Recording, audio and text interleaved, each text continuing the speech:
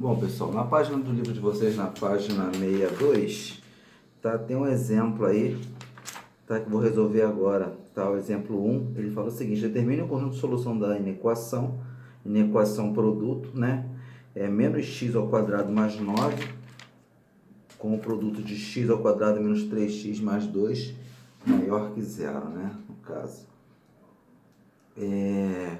Você tem aí em mente, você tem logo de cara aí duas equações do segundo grau, né? Duas funções do segundo grau.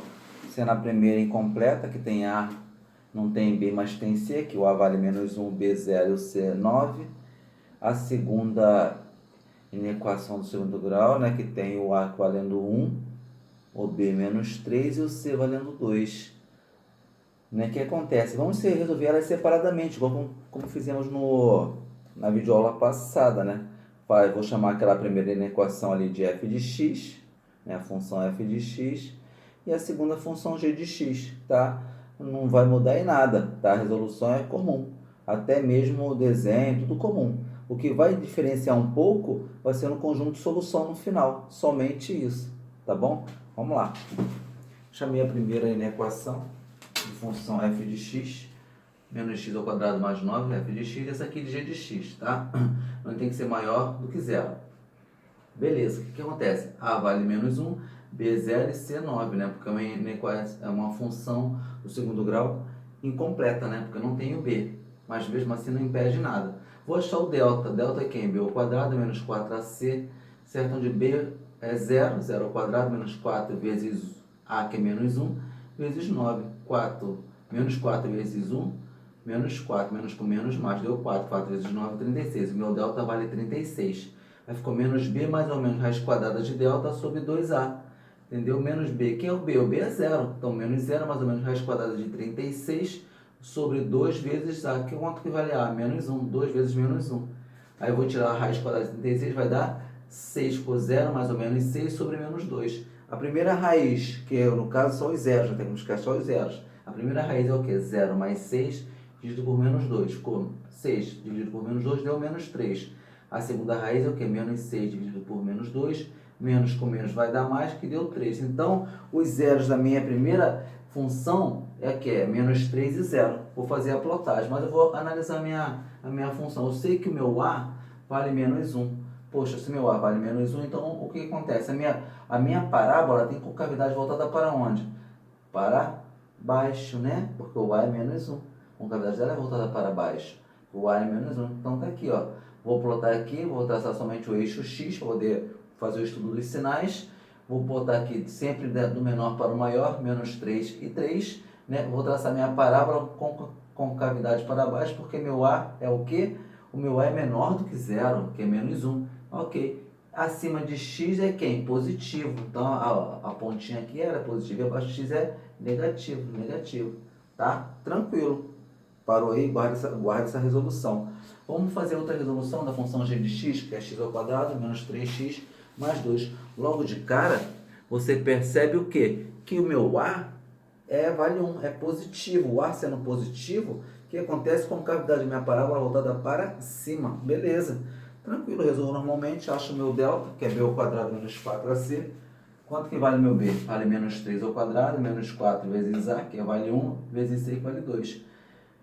Menos 3 ao quadrado, base negativa, expoente par, deu 9. Menos 4 vezes 1, 4. 4 vezes 2, 8. Menos 8. Então, meu delta vale 1. Aplico aqui na equação de Bhaskara, na função de Bhaskara, né? Na função do segundo grau. Menos b mais ou menos raiz quadrada de delta sobre 2a.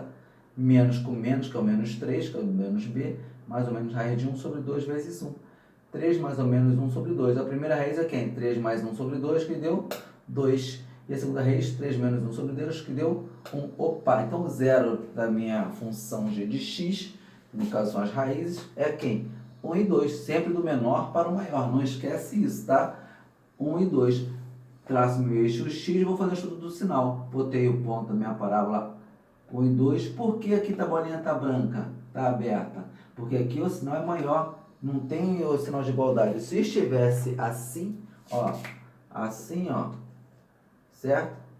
Ó, assim, aí seria bolinha preta, porque significa maior é igual, tá? Mas como não está, tá só maior, Então a bolinha é branca. Por isso, essa é a única diferença.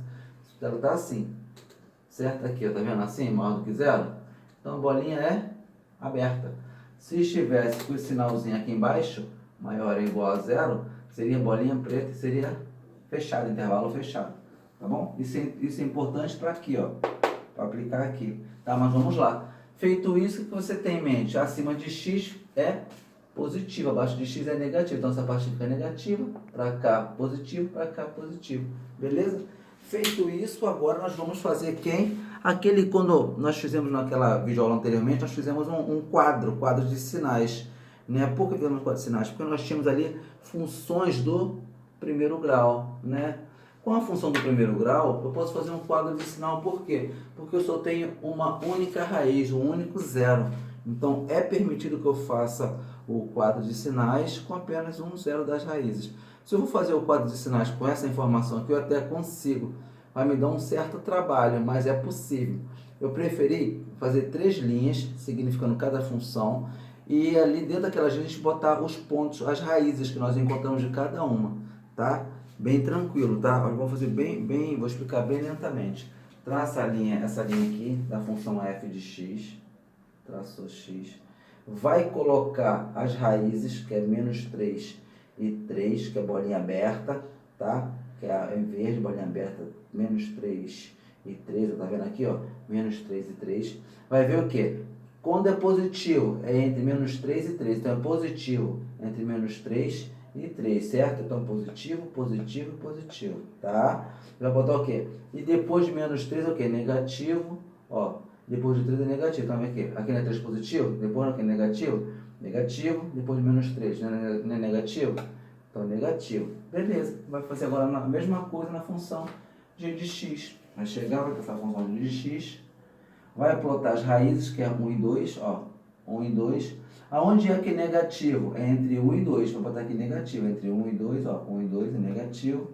E os demais? Positivo. Positivo, positivo, positivo, positivo. Beleza? Você vai fazer o quê? Você vai traçar esses pontos aqui, ó. Passando do menos 3, descendo, descendo até aqui. Bota menos 3 aqui embaixo. Vai traçar esse pontinho aqui do 1 para baixo, até 1 aqui e para cima. Vai traçar daqui do 2, descendo aqui do 2 para baixo, aqui é o 2 aqui e para cima também. Vai traçar do 3 positivo branco, vai descendo, descendo, quer? Bota o 3 aqui embaixo. Então aqui embaixo, no produto f vezes x, você tem que, perdão, você tem todas as raízes. Menos 3, 1, 2 e 3, tá? Feito isso, agora ficou tranquilo, né? Porque você já tem aqui, você vai perguntar, não é produto? Menos com mais deu menos. Mais com mais deu mais. Mais com menos deu menos. Mais com mais deu mais. Menos com mais deu menos. Tá?